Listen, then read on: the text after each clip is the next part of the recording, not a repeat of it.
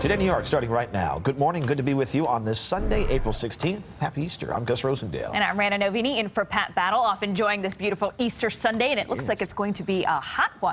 Well, Rana, if your Easter Sunday includes more Eggs Benedict than egg hunts, we've got some tips from the restaurant credited with creating that popular brunch dish. Joining us now is Executive Chef Billy Oliva of Delmonico's Restaurant and Delmonico's Kitchen in Midtown. Good morning. Happy Easter, sir. Happy Easter. Great to be here.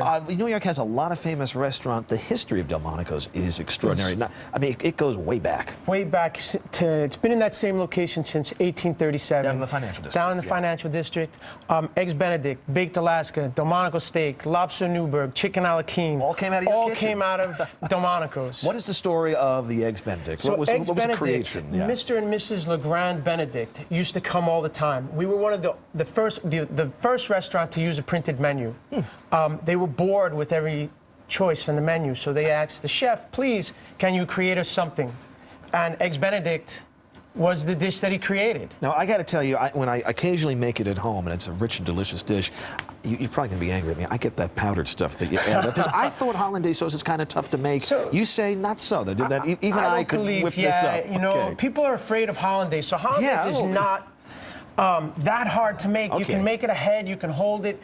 The poached eggs you could even do the day before if you're having company and just reheat them. That's a smart move. So what do you, if you're doing the sauce, what goes into it? So the sauce, we have some egg yolks here. That you're gonna put in. And we're gonna use a little bit. This vinegar we have here has been infused with tarragon, so we're just gonna use a little bit of this vinegar. And you're doing this over just kind of a medium Just a medium heat, yeah. And a little bit of lemon. Squeeze of lemon juice. I always like to put a little bit of Tabasco. Now, everyone's kind of a little bit different how they make it. You like to bring a little heat there. Yeah, you can do a little bit of Worcestershire sauce. All right, we got the ingredients on the screen there as you go along. You want to start, we can start giving that a whisk. Okay, so not too hard. This is. And what's going to happen is this will eventually thicken up. Okay. And when it starts to thicken, we have some melted butter here. Okay, so you stir it up, and that's what gets it thick over the heat. Once you start to see it thicken, and it'll turn pale. It'll turn actually this color here. Okay. Then you're going to slowly add some butter. Slowly add the butter. Okay. Sure. I don't know. This is it's kind of coming along there.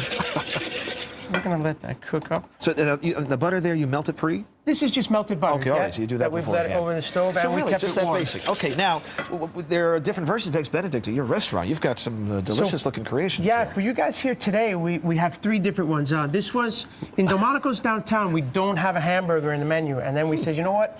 Everybody's putting a hamburger in the menu.